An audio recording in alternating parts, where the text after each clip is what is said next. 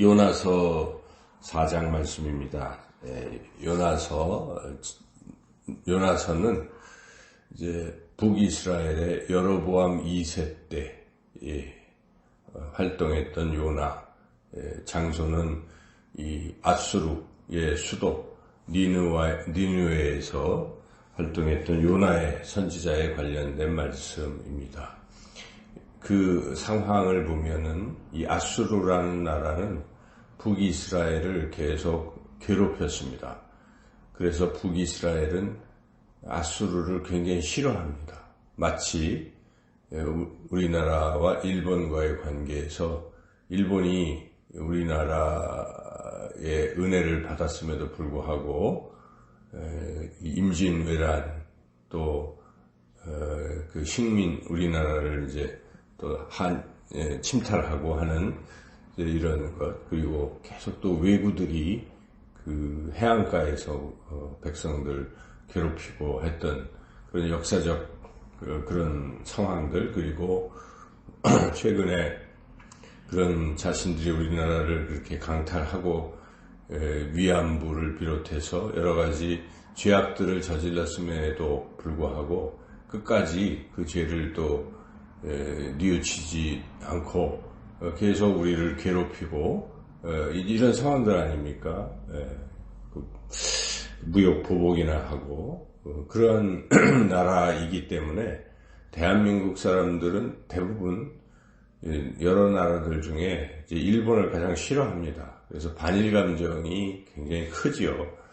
그와 똑같이 당시에 북이스라엘 사람들은 이 아수르에 대한 감정이 아주 좋지가 않습니다. 왜냐하면 자꾸 침탈을 하고 괴롭혔기 때문에. 그래서 그 나라의 백성 중에 하나인 요나, 비록 그가 선지자였지만 그 또한 아수르를 굉장히 싫어하는 거죠. 그런데 어느 날 하나님께서 선지자 요나를 부르셔서 너 니느웨, 아수르의 수도 니느웨로 가서 그 백성들에게 복음을 전해라, 이렇게 이제 하나님이 부르셨어요. 그런데 이 요나는 그게 싫은 겁니다. 아니 그 니느웨에 그 우리를 괴롭히는 아수르가 회개해서 구원받는 거 내가 원치 않는다.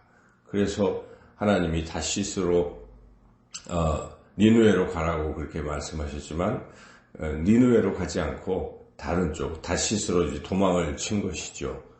그러나 하나님께서는 이 아수르를 회개시키려 하는 그런 마음이 있으시기 때문에 그러한 요나를 돌이키게 하십니다. 그래서 요나가 물속에 빠지게 되었고 죽게 되었을 때 그런 징계를 내리신 것이죠.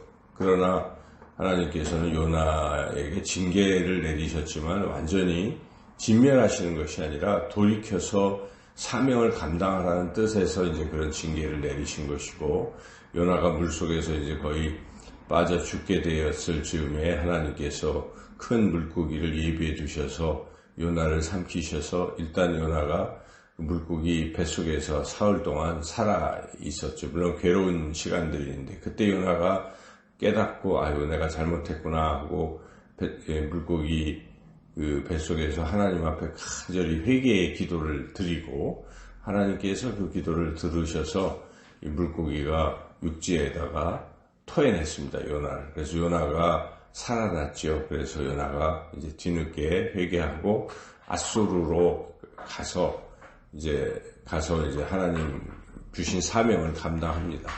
그런데 요나가 진정으로 회개한 것은 아니었습니다. 그냥 마지못해서 니느웨 백성들에게 큰 소리로 외치지도 않고 그냥 조그맣게 회개하라, 이제 이렇게 안 들었으면 좋겠다는 마음으로 그냥 그렇게 얘기를 했는데, 이게 웬걸 아수르의 사람들은 왕부터 시작해서 백성에 이르기까지 그냥 그 말씀을 들었어요. 그래서 막 전부 회개하고, 그래서 이제 아수르가 멸망되지 않고 구원받는 이런 일이 벌어진 겁니다. 그랬더니 요나가 굉장히 싫은 거예요. 또 그래가지고 이제 하고 하나님을 다시 원망하죠.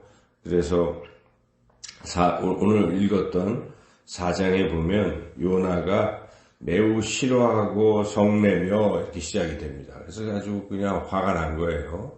왜냐하면 아수르가 회개해서 구원을 받기 때문에. 그러니까 복음을 전하고도 그 사람이 구원받는 게 싫은 참 묘한 얘기죠.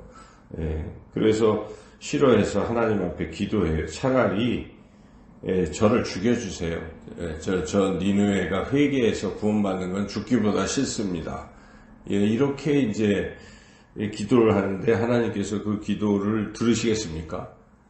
그래서 하나님께서는 다시 이 요나에게 깨달음을 주시는 그 얘기가 오늘 4장인데 그 정도 됐으면 이 진정으로 회개를 안 했구나 하고 하나님이 발을 내시고 요나를 아주 그냥 더 큰 징계를 내리셔야 되건만 하나님은 사랑이 많으신 분이신지라 요나를 또 잘 설득하시는 거죠. 그래서 박농쿨을 하나 준비를 합니다. 요나가 이제 그 니느웨를 바라보면서 저게 무너지는 걸 한번 보자. 하나님께 기도도 드렸으니까 이제 하나님이 심판하시겠지 하고 쳐다보고 있는데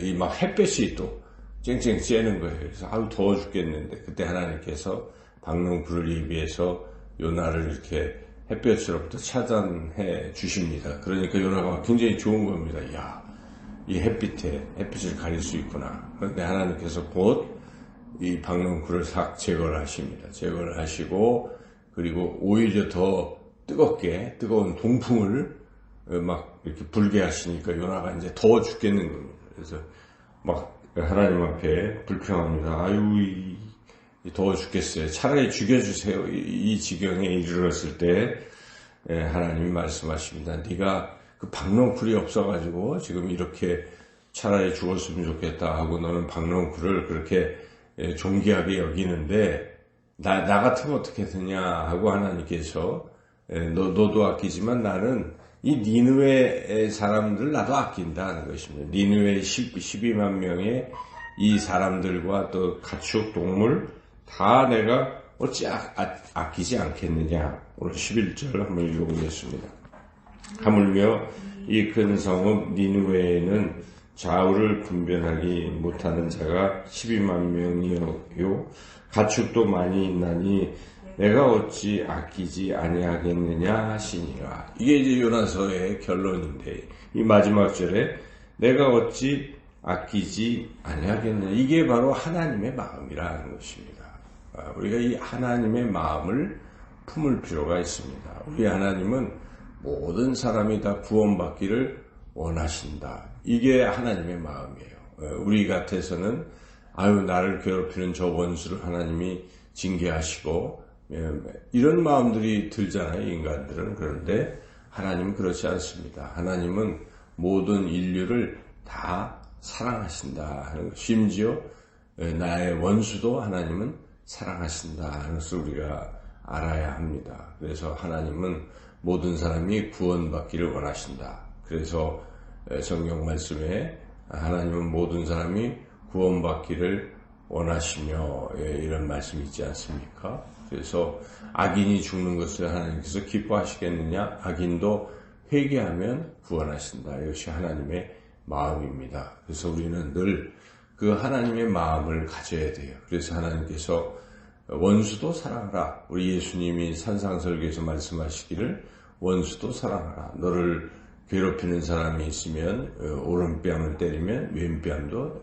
돌려주라. 이렇게 지극히 사랑하라 하는 것이 하나님의 말씀입니다. 그런 마음을 우리가 품어야 돼요. 비록 일본이 밉고 하지만 그 일본의 선교사로 또 가신 분들도 계시고 또 일본이 코로나로 어려울 때 우리 대한민국이 일본을 돕겠다고 하지 않습니까? 그게 하나님의 마음인 것이죠. 그런 넉넉한 너그러운 마음을 가질 때 하나님 기뻐하십니다. 하나님의 마음이 그러하기 때문에. 근데 저 조그만 어떤 것에 대해서 우리가 화를 내고 계속 미워한다면 그 하나님의 뜻이 아닌 것이죠. 그래서 오늘 이 요나서의 전체 말씀을 우리가 늘 기억하고 하나님의 마음은 내가 어찌 아끼지 않겠느냐 하는 그 마음이기 때문에 우리가 원수도 사랑하고 그 누구에게도 예수 그리스도의 십자가의 복음을 전해야 되겠구나 하는 그런 마음을 가지고 오늘도 싫던 좋던 그 누구라도